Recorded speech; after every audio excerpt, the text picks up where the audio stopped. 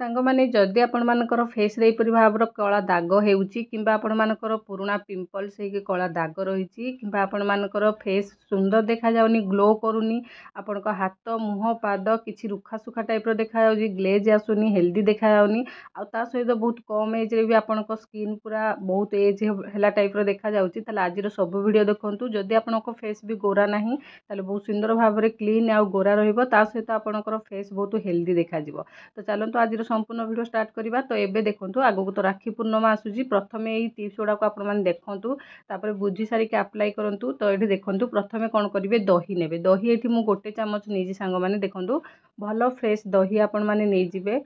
तो ये गोटे चमच दही दे सारा पर आपण मैंने कौन करेंगे दही की भल भाव में फेंटे। तो से आउ गोटे टिप्स शेयर करुँची जोटा कि आमर कौन जिनस पूरा फाइन ताको पेस्ट बनवार अच्छी माने एमती खंड खंड थी फेंटिकी पूरा स्मूथ करार अच्छी ताल कंटा चामच भाव में गुलांतु देखिए बहुत सुंदर भाव में अति सहज बहुत कम समय भितर आपंकर स्मूथ पेस्ट होगी रेडी हो। तो यहपरी भाव में कंटा चामच आपण मैंने प्रथम या गोलेबे भल भाव में पेस्टा जमी पूरा स्मूथ हो पूरा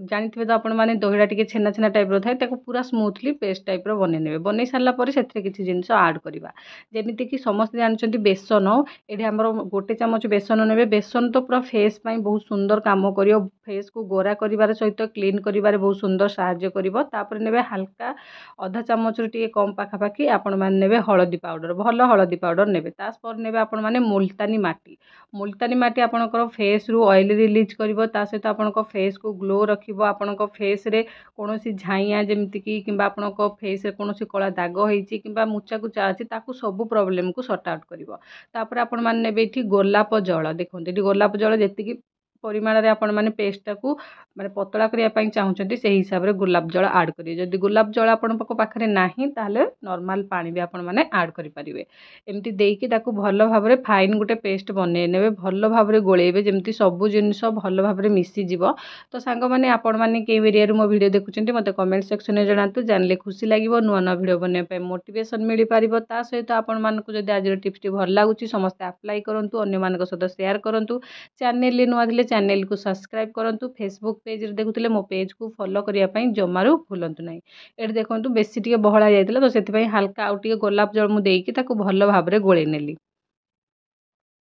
तो ये देखो पेस्टा पूरा बनिकी रेडी हो गला। तो ये मुझे आपको कहबी या किपर भाव में अप्लाई करेंगे। तो देखो सांग मैंने जेकोसी प्राकृतिक जिनस आपने व्यवहार करेंगे ताकू रेगुलारी आपने करेंगे ना तो माने अल्टरनेट डे अनुजाई जमी आज कले काली छाड़े परदिन करेंगे यही टाइप आपने करेंगे। ये देखो हाथ में लगे देखा आपण को हाथ को भल भाव में कौन करेंगे प्रथम क्लीन करके नहीं आसबे सफा करदे फेस वाश फेस जब लगाउछंती कि हाथ पाद मुह आपण मैंने गाधोला समय एमती पैक बनईकि भी लगे पारे ऑल बॉडी रे। तो आपण मैंने फेस हो जेकोसी स्किन लगाउछन ताको भल भाव में क्लीन करने तापर आपण मैंने या लगेबे यहपरी भाव में ब्रश साहाଯ୍य हो कि हाथ साहाଯ୍य हो आपण मैंने एमती लगेबे लगेकी पूरा पतला पतला लेयर इक्वल सब आड़े जमी लगे भल भाव में टाइप आपण मैंने लगेबे। लगे सारिक आपण मैंने कौन करेंगे किसी समय पर छाड़देवे जमी सुखापी छाड़े 5 ରୁ 10 मिनट पाखापाखि या सुखापी आपण मैंने छाड़देवे। ये देखो मुझे भल भाव में लगे मुझे या सुखापी किसी समय छाड़देवी।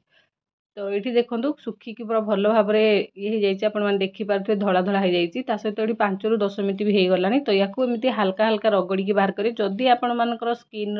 टाण स्किन गुड़ाक लगाउछन जमी हाथ है गुईठी है पाद है यही सब गुड़ाक लगाउछन ना सुखिलारे हल्का टे मसाज करके आपण मैंने या बाहर करूँ बेसी भी रगड़बे ना स्किन टा पुड़ो जी हिसाब से आपण मैंने करेंगे करपरी भाव में बाहर करूँ। जदि फेस रे लगाउछन हल्का टिके गोलाप जल फेस रे लगे स्मूथली मसाज करूँ मसाज करके नॉर्मल पानी रे आपण मैंने धोई नियंतु देखिए आपण फेस रे गोटे भी कला दाग रही कि आपण मान फेस जदि पिंपल्स होगी भी छोट छोट कला कला दाना दाना दाग अच्छी ताहा भी रही सहित आपण मानकर जदि मुहरे कौन प्रकार माने स्किन प्रॉब्लम जमती कि मुह फाटिबा कि आपण मानकर मुहरे कौन मुचा कुचा टाइप देखा ये सब प्रॉब्लम आपण मानकर पूरा पूरी गायब हो या डेली आपण मैंने करूँ ना दिने छाड़ी दिने करूँ। आशा करूँ टिप्स भल लगी आज वीडियो को मुझे रखुची रही। नमस्कार जय जगन्नाथ।